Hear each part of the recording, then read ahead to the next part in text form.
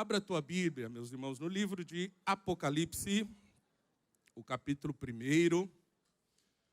Nós vamos ler alguns versículos, são 10 versículos que nós vamos ler. Apocalipse, capítulo 1, versículos 10 ao 20.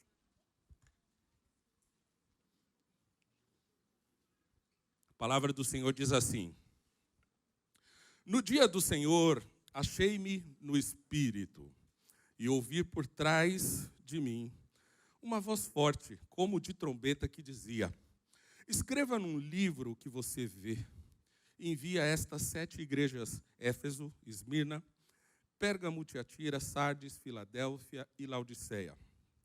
Voltei-me para ver quem falava comigo.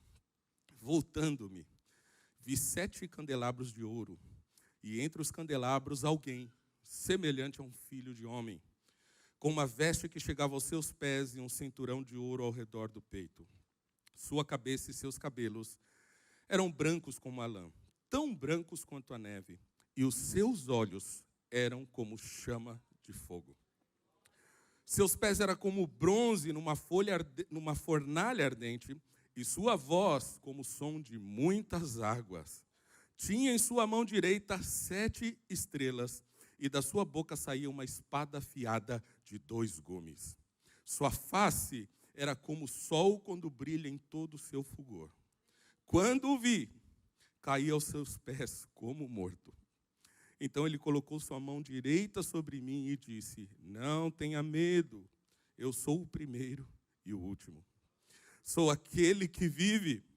Estive morto, mas agora estou vivo para todo sempre.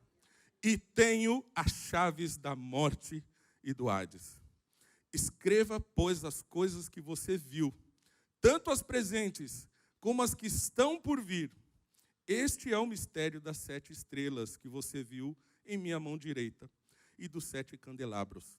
As 7 estrelas são os anjos das 7 igrejas, e os 7 candelabros são as 7 igrejas. Amém. Que cena linda que o apóstolo João pôde ver. E a gente sabe que,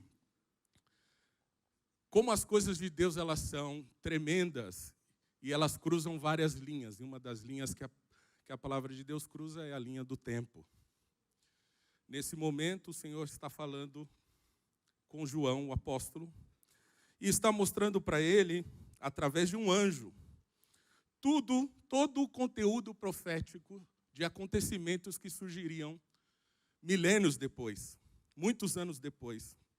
Mas também, todo aquele direcionamento, havia uma aplicação presente para aquele momento, para aquelas igrejas, para aquelas 7 igrejas que estavam ali próxima da ilha de Pátmos. João estava numa ilha, ele estava preso, e tudo aquilo que foi transmitido através desse livro, que foi registrado por João, e foi direcionado àquelas igrejas, nos ajuda a compreender como essas revelações e esses ensinamentos do livro dizem todo e completo respeito à nossa vida e a tudo que nós estamos vivendo agora.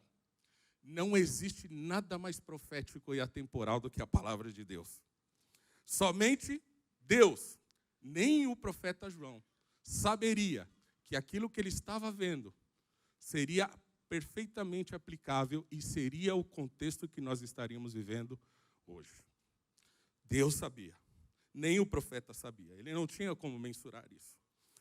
E o que me marca muito é ver como Deus, como Jesus se apresenta a João. Ele se apresenta de vestes brancas, longas, cabelos brancos, brilhantes, olhos como chama de fogo, uma voz poderosa, que João descreve uma voz como o som de muitas águas, porque ele certamente tremeu ao ouvir uma voz tão poderosa como aquela. E um cinturão ao redor do peito, pés como latão reluzente. Como foi tremenda essa visão. Mas o que mais me chama a atenção, além disso, é a descrição de que Jesus ele não simplesmente não se apresentou a João, mas João, ele vê Jesus entre os 7 candelabros, que são as igrejas. Que significa o quê? Que Jesus, ele não simplesmente se apresenta, mas ele procura se aproximar e estar envolvido com a sua igreja. Ele não se apresenta simplesmente, mas ele quer estar perto.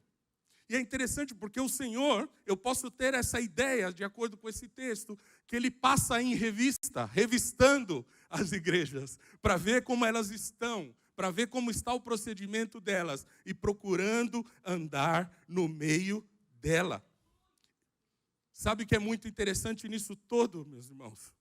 Que essa proximidade de Deus a Jesus Cristo, que deveria ser uma iniciativa nossa, de buscá-lo, de estar perto dele, é, em primeiro lugar, uma iniciativa dele mesmo. Ele quer estar perto de você. Ele quer estar perto de nós. Ele quer estar perto da igreja. O Senhor, ele quer relacionamento. E além de estar perto, ele quer recompensar e galardoar a cada um de nós, se nós caminharmos nessa terra de acordo com os padrões estabelecidos no céu. Tanto que esse livro, o tempo todo, nós vemos várias vezes a afirmação: ao que vencer, ao que vencer. E ao que vencer é uma expressão duplamente importante. Entendam? Por um lado, existe uma promessa. Ele está dizendo assim para você: olha, vou te galardoar, vou te abençoar. É uma promessa que eu estou te fazendo. Esse é um lado dessa expressão, ao que vencer. Agora tem o outro lado. O outro lado expressa uma condição de alcançar essas promessas. Ao que vencer. Não é para qualquer um. É para aquele que fala assim: eu vou colocar a minha vida de acordo com a vontade de Deus, porque eu quero alcançar e receber essas promessas gloriosas de Deus na minha vida. Ao que vencer. E é justamente sobre isso que eu quero falar nessa manhã. Quero falar, o tema dessa mensagem é Apocalipse hoje. Ensinamentos para um cristianismo verdadeiro e vencedor. E nós vamos usar como base as 7 igrejas da Ásia. Nós não vamos entrar no detalhe de cada uma delas, mas eu quero mostrar para vocês pelo menos um grande acerto de cada uma dessas igrejas e um grande erro de cada uma dessas igrejas, porque são ensinamentos tremendos de Deus para a nossa vida. Bom, primeira coisa que fica muito claro, que cada um de nós temos que entender no texto, nos capítulos 2 e 3, onde as cartas são dirigidas às igrejas. Fica muito claro que o escritor, ele traça um perfil de 2 tipos de crente, 2 tipos de cristianismo, né? Todas as igrejas, elas foram revistadas pessoalmente. E em todas elas, das 7, foram apontados acertos e erros. As exceções foram Esmirna e Filadélfia, que não receberam, ou pelo menos não foi apontado nessas cartas, nenhum tipo de reprovação. Agora, Sardes e Laodiceia também não receberam nenhum tipo de elogio. Fora isso, as outras 5 receberam elogios, afirmações de coisas corretas e receberam também ensinamentos daquilo que estava errado. Quando a gente analisa essas cartas, a gente vê uma preocupação de um acontecimento naquele momento com aquelas igrejas. E até, de fato, isso faz completo sentido, porque todas as vezes que o Senhor chama alguém para ir para a sua glória, é uma espécie de apocalipse que acontece. Porque tem que haver uma prestação de contas, tem que haver um ajuste de vida. E o que estava acontecendo com aquelas igrejas naquele momento, o Senhor estava chacoalhando aquele povo para que eles pudessem acordar para uma série de coisas que não estavam boas. Isso aplica para nós, porque fica muito claro que o Senhor estava querendo estabelecer uma diferença entre cristianismo verdadeiro e um falso cristianismo. Em todos os lugares a gente vê isso na Bíblia, o tempo todo o Senhor está falando isso. Quando você lê, por exemplo, Malaquias, capítulo 3, versículo 18, o Senhor está falando, vocês verão novamente a diferença entre o justo e o ímpio, entre os que servem a Deus e os que não servem. Há uma diferença, e isso precisa ficar aparente na nossa vida, não aparente simplesmente por uma aparência, mas nós precisamos viver uma vida que demonstre com toda clareza que nós somos diferentes. Nós não somos iguais. Primeira coisa que a gente vai olhar, e você pode ir seguindo a leitura, o texto aí, a partir do capítulo 2, eu não vou ficar lendo muitos versículos, mas eu quero falar sobre um aspecto, o abandono do primeiro amor. E isso está relacionado à igreja de Éfeso. Qual foi o acerto dessa igreja? A igreja ela acertou no cuidado da doutrina. Era uma igreja que estava preocupada com a doutrina. Era uma igreja que rejeitava heresias e pecado. Mas todo esse conhecimento e toda essa forma de se afastar da doutrina equivocada gerou no coração deles uma espécie de ritual. Eles não estavam fazendo aquilo de coração, e a palavra de Deus diz assim, você precisa voltar ao primeiro amor. Isso ensina a gente, porque muitas vezes nós estamos ocupados e preocupados com todas as coisas da igreja. Estamos vindo aos cultos, estamos nos dedicando para estar na presença de Deus, estamos atendendo o chamado dos pastores, estamos cumprindo as escalas onde nos colocam, estamos cantando com excelência, mas tudo isso se tornou uma rotina.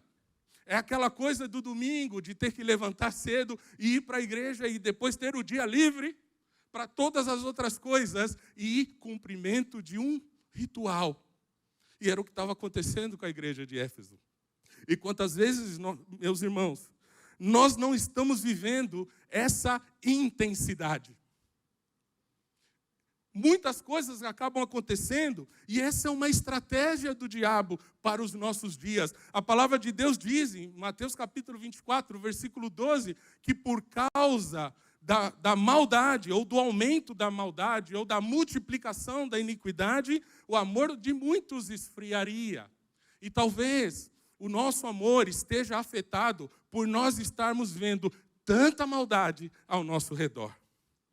E de alguma maneira, para que a gente proteja o nosso coração, a gente fecha o nosso coração, se deixa estar menos sensível para não sofrer aquilo que nós estamos vendo. Mas o que o Senhor tem pedido para nós, que estamos vivendo dias apocalípticos, como a profetisa disse no momento de louvor, é que nós precisamos voltar ao primeiro amor. Já não podemos mais. Há uma pressa do Senhor nesse sentido, de acender novamente nos nossos corações uma chama, de ter no nosso coração o amor para lutar contra toda a maldade. Já não é mais tempo de ver tantas maldades. Se você recorre às redes sociais, as maldades elas são vendidas, aliás, são oferecidas gratuitamente. E às vezes a gente, por exemplo, com medo de andar nas ruas, medo de tantas coisas que podem acontecer com a gente fica se nutrindo dessas imagens, dessas informações, para não andar em tal lugar e não andar por tal região que é perigoso. Está certo, você tem que se preservar mesmo, mas você não pode alimentar isso no teu coração e fazer com que isso esfrie o teu amor pelas coisas de Deus.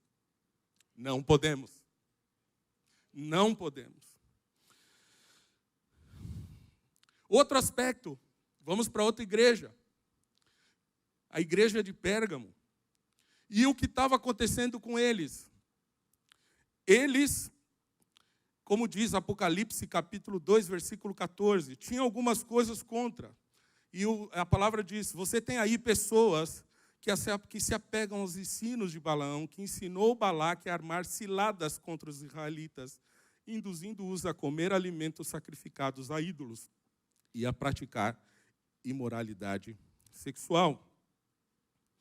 Qual foi o acerto dessa igreja? A igreja continuava praticando o evangelho, mesmo debaixo das tribulações que Satanás mandava. Mas qual era o erro?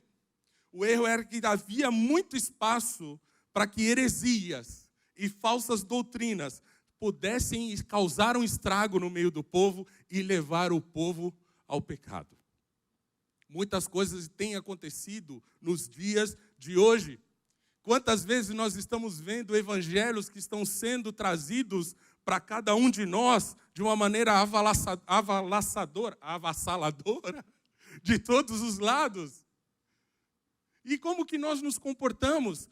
Há até um ditado que diz que uma mentira que é repetida muitas vezes acaba se tornando uma verdade.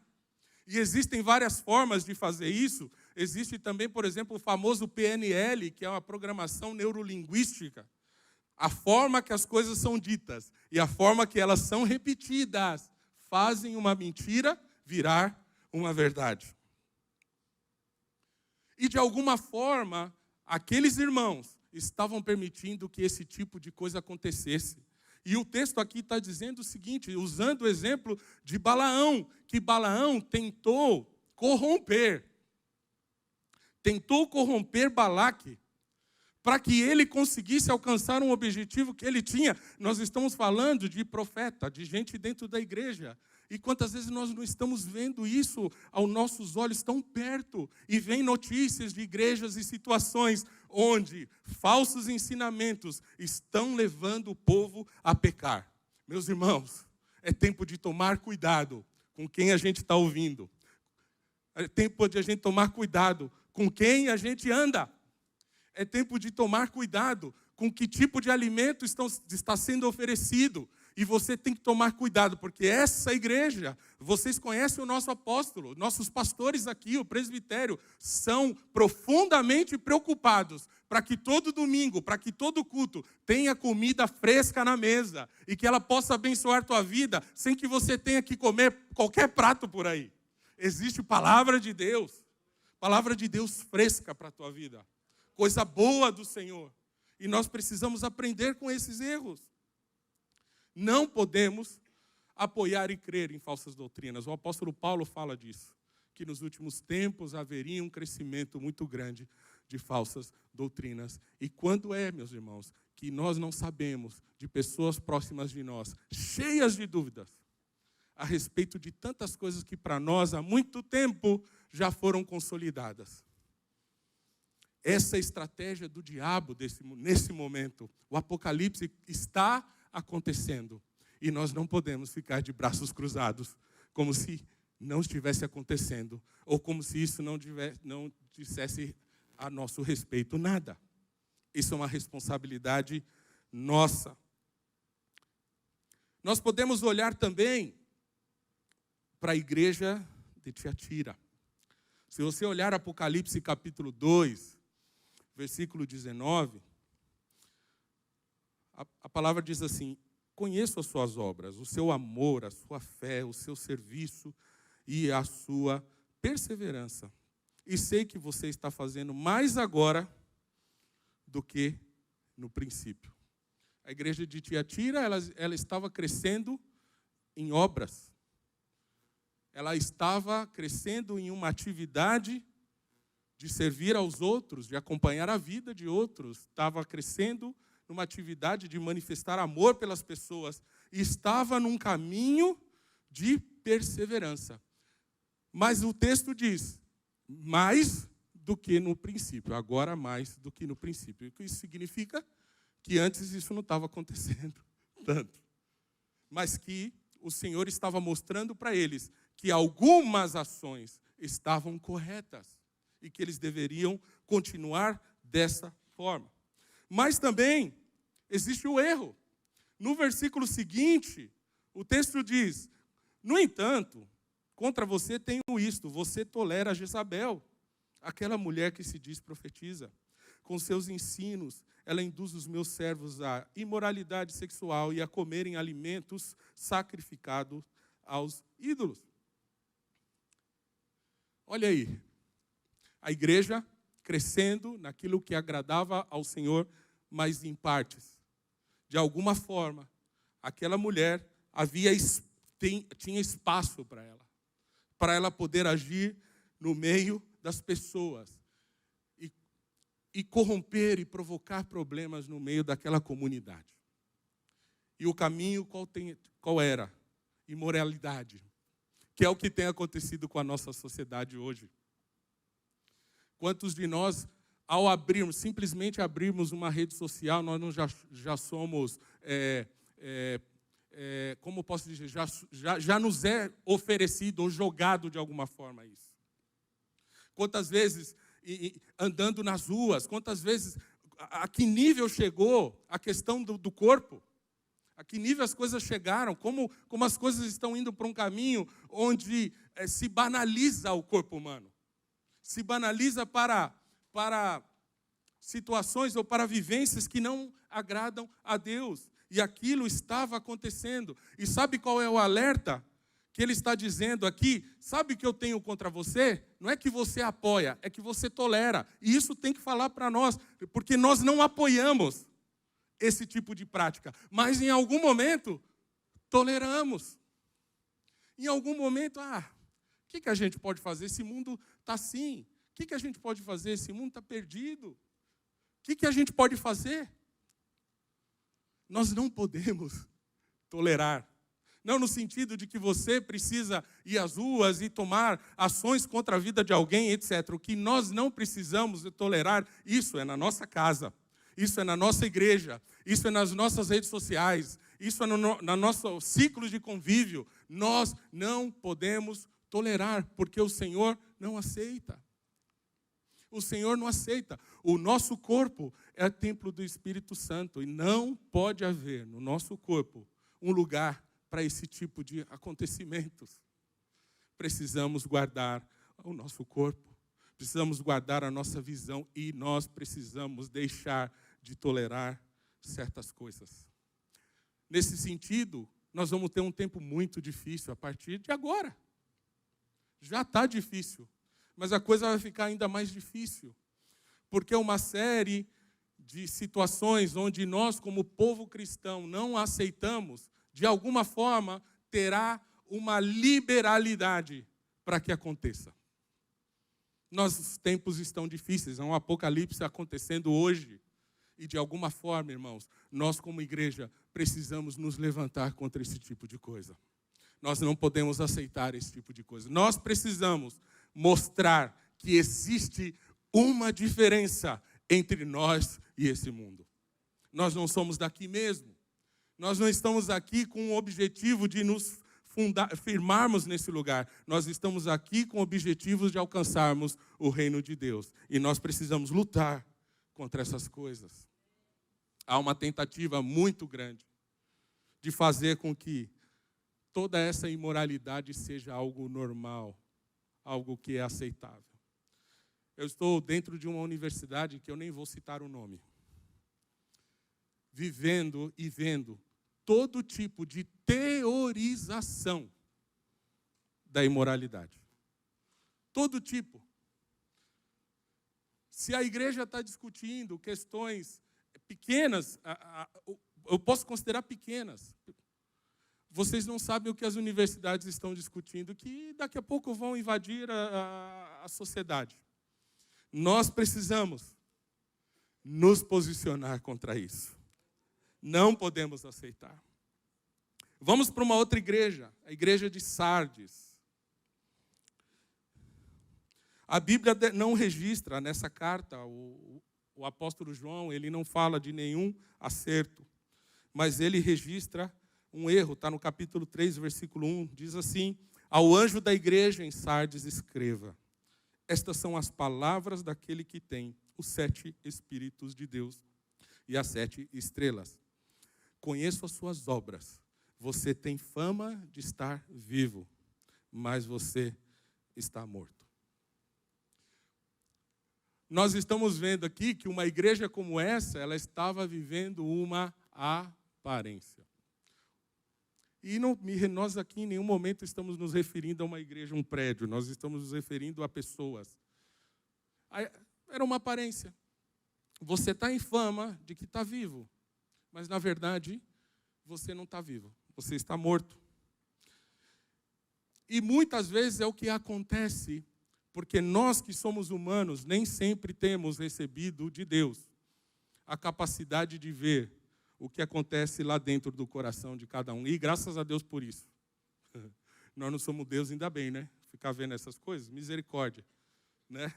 Graças a Deus. Mas o Senhor vê.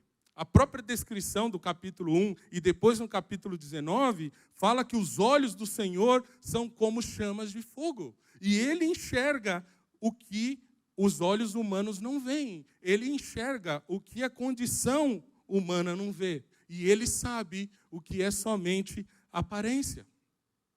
O Senhor, Ele não se engana. Enquanto os homens eles estão focados nas pessoas, pelas obras e pela aparência, o Senhor sabe de forma profunda e verdadeira aquilo que está acontecendo com cada um de nós.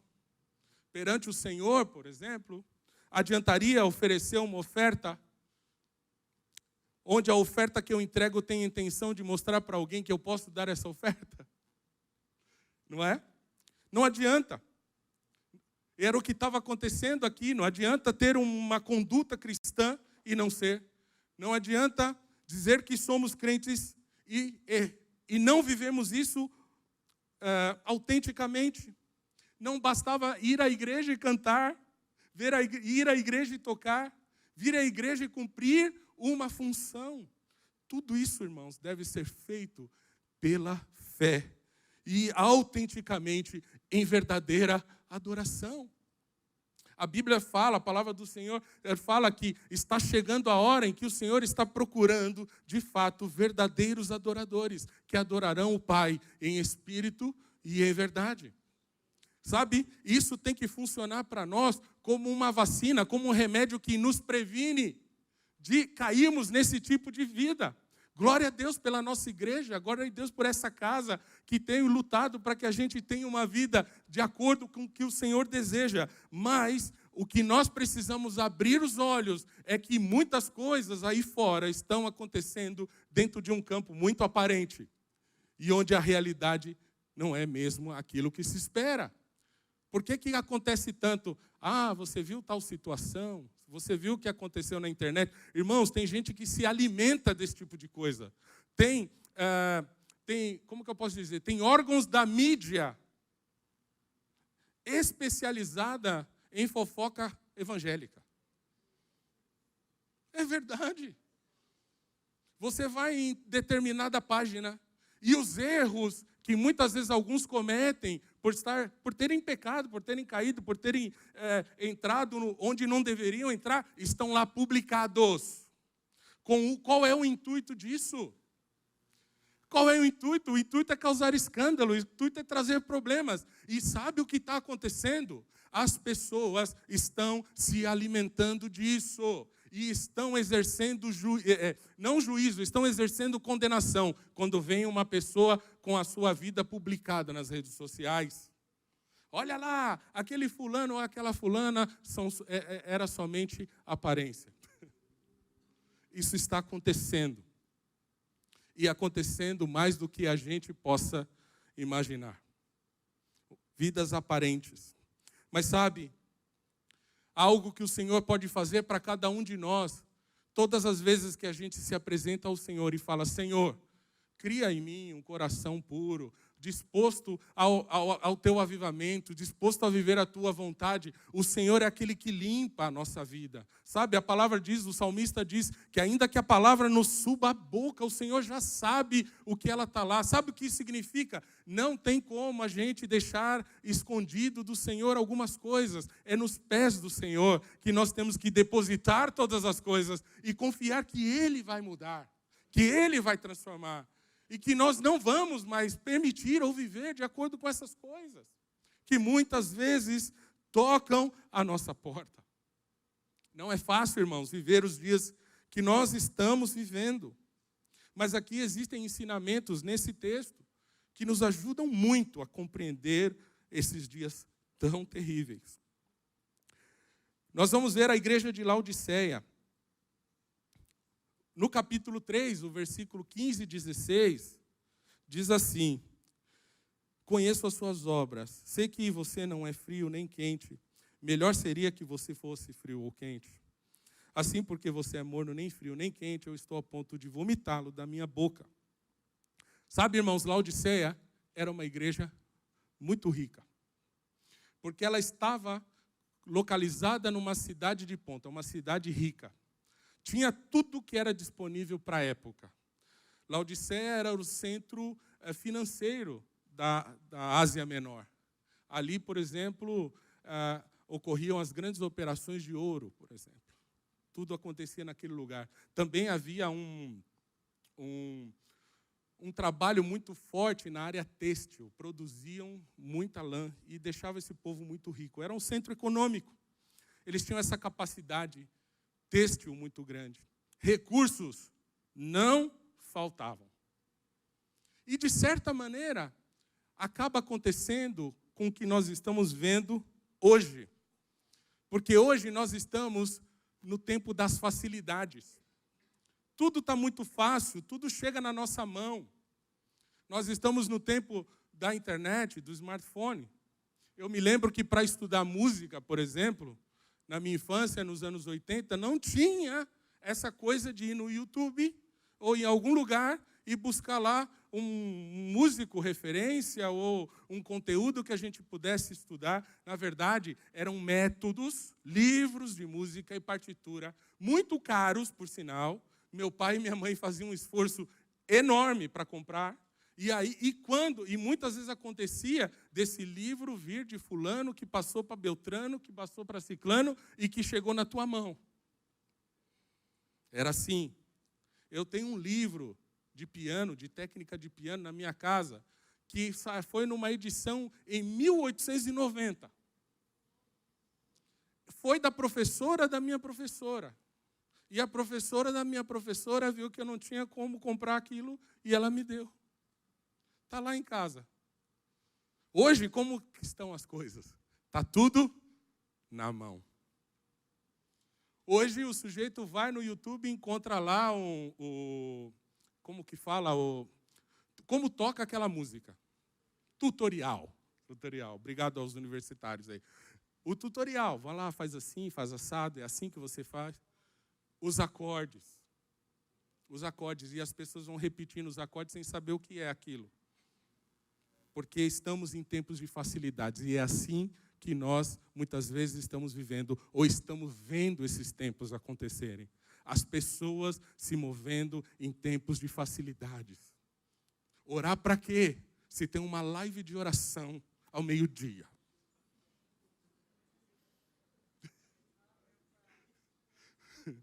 E na igreja para quê? Se vão colocar na internet. Não é? Para que ir nos cultos? Para que algum sacrifício? Está tudo muito na nossa mão. O que o texto está dizendo aqui é assim, irmão, nós precisamos ser intensos. Voltar a viver um cristianismo de intensidade, de entrega total, de envolvimento total e de não querer mais facilidades. Essas facilidades, elas devem ser instrumentos para que a gente consiga seguir adiante, vivendo uma vida intensa, de entrega. Não dá para viver na casa do Senhor, à borda, à margem de um rio de poder e glória que o Senhor tem para nós. Não podemos. Há muito de Deus para nós. Muito. E nós não podemos ficar nessa borda. Muitas vezes, essas comodidades é tudo que tem de bom. A gente fala e se relaciona com Deus assim, com tudo que Ele tem de bom. Não é? É mais ou menos como uma criança, muitas vezes, que se relaciona com pai e mãe por tudo que Ele tem de bom para dar.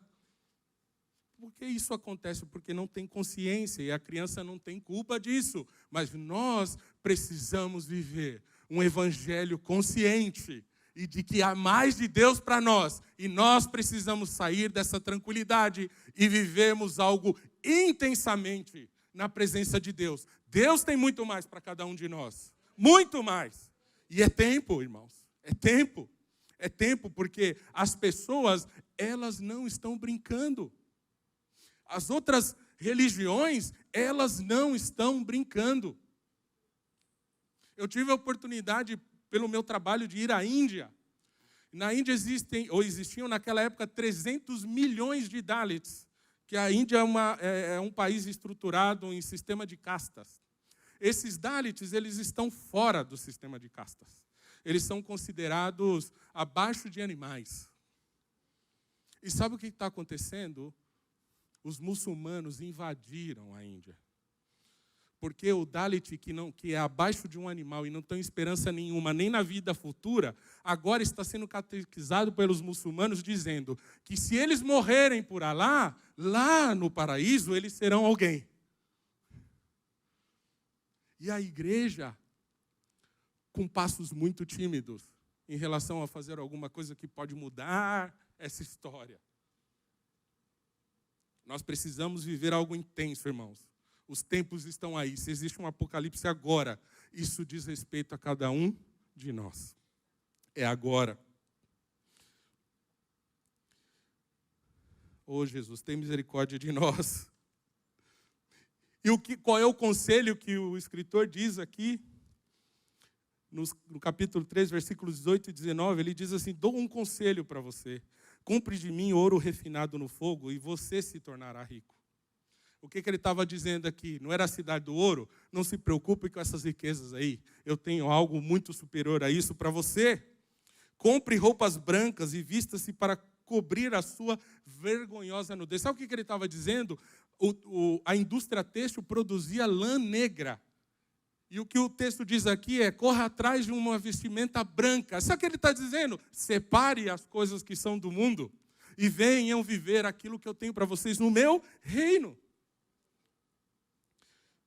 Compre colírio para ungir os seus olhos e poder enxergar. Porque também nessa cidade era um dos lugares, em função de águas termais, onde se vendia um purificante de olhos. E o Senhor estava dizendo para eles assim: vocês não estão enxergando o que eu quero dar para vocês. Vocês não estão vendo, eu quero dar. Por isso ele diz: seja diligente e muda, arrependa-se. E eu quero finalizar falando da igreja da Filadélfia. Capítulo 3, versículo 8 e 10. Diz assim: conheço as suas obras. Eis que coloquei diante de você uma porta aberta, que ninguém pode fechar. Sei que você tem pouca força, mas guardou a minha palavra e não negou o meu nome. Vejam o que farei com aqueles que são sinagoga de Satanás e que se dizem judeus e não são, mas são mentirosos. Farei que se prostrem aos seus pés e reconheçam que eu amei você, visto que você guardou a minha palavra de exortação, a perseverança. Eu também o guardarei da hora da aprovação que está para vir sobre todo o mundo, para pôr à prova os que habitam na terra. Nessa igreja, a carta enviada, não foi registrado nenhum erro aqui. Só foi registrado essa palavra. E no texto há alguns pontos que ele reforça. O primeiro deles é: eu sei que você tem pouca força. Sabe? O Senhor sabe da nossa força. E Ele sabe que a nossa pouca força, em muitos momentos da vida, é para que manifeste a poderosa mão do Senhor e a força sobrenatural dEle sobre a nossa vida. Talvez num cenário como esse a gente se assuste, e talvez por isso que muitas igrejas deixam de pregar um assunto como esse, de ter um tema um mês inteiro falando a respeito do Apocalipse, porque as pessoas estão preocupadas, sabe? Mas em circunstâncias como os dias de hoje, o Senhor sabe da tua força e Ele transformará a tua força e trará a força dEle sobre a tua vida, para que você consiga continuar caminhando. Deus, Ele escolhe, a Bíblia fala isso, Deus, Ele escolhe coisas fracas para envergonhar as fortes. 1 Coríntios, capítulo 1, versículo 27, diz isso. Deus escolheu as coisas loucas do mundo para envergonhar os sábios e escolheu as coisas fracas do mundo para envergonhar os fortes. Sabe, meu irmão, Deus vai usar a tua fraqueza, a tua falta de força, para trazer força sobre a tua vida e te levantar para o propósito dele. Não confie nas tuas forças. Confie na força do Senhor. Confie na força da mão poderosa do Senhor dos Senhores, o Rei dos Reis, o Senhor de guerra. É Ele que coloca as mãos. Ele coloca as mãos. Você só tem que continuar. Outro aspecto que está aqui no texto, que diz, você guardou a palavra. Guarde a palavra de Deus. São tantos ensinamentos ruins, tanta palavra engenhosamente distorcida para enganar. Hoje, as teologias que estão sendo formadas num contexto acadêmico não é para provar certas ideias. Não está mais nisso. É para relativizar tudo.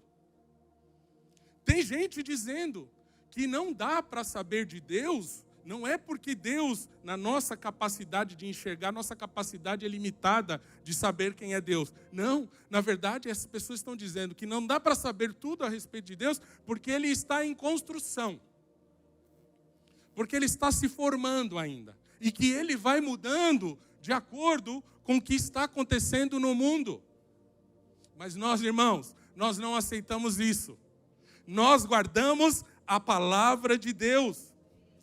Guarde a palavra de Deus, ainda que a palavra de Deus esteja dizendo para você tudo ao contrário do que você está vendo.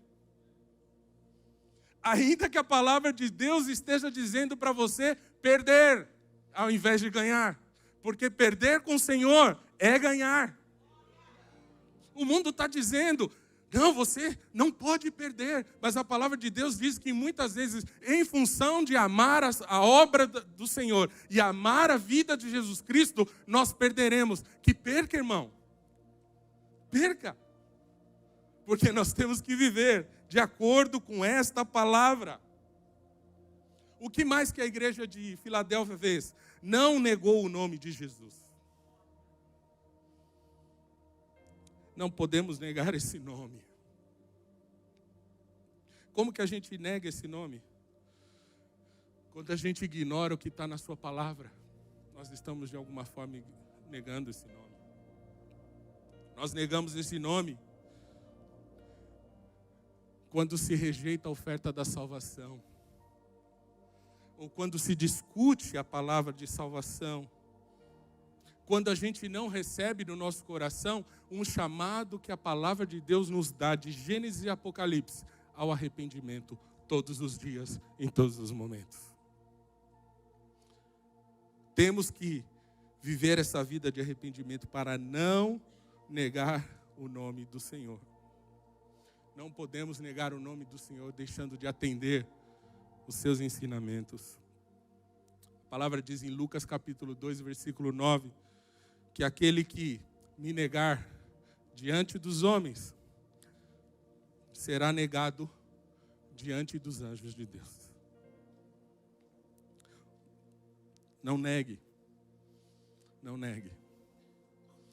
Temos que viver, amar, profetizar, estampar na nossa vida e no nosso corpo o nome de Jesus. Que as pessoas ouçam você dizendo assim: venci em nome de Jesus. Arrumei um emprego em nome de Jesus. Fui curado no poder que há no nome de Jesus. Minha vida foi transformada no nome de Jesus. Muita gente estava desenganada. Eu vi um milagre acontecer no nome de Jesus. Não vamos negar esse nome, porque é o que o Senhor espera de nós. E muita gente está esperando ver na nossa vida o nome de Jesus, para que ela possa colar na gente e dizer assim: me ajuda. E você diga: em nome de Jesus, receba o que vem dos céus. Em nome de Jesus. Não podemos negar o nome. Outro aspecto importante da igreja de Filadélfia: te guardarei da provação. Está no texto. Há uma provação que virá sobre todo mundo. Nós não estamos falando dessa provação que nós estamos vivendo, o início do Apocalipse, como a profetisa mencionou. Há algo muito maior vindo aí. E isso Jesus está mostrando no livro de Apocalipse. Mas o Senhor está dizendo: vou te guardar. Vou te guardar. Se você guardar a palavra, eu te guardo. Se você guardar os ensinamentos, eu te guardo. Se você honrar o meu nome, eu te guardo. Eu cuidarei de você. Basta você amar a minha palavra e viver o que eu tenho. Guardarei. Te guardarei. Eu quero te convidar a ficar em pé nessa manhã.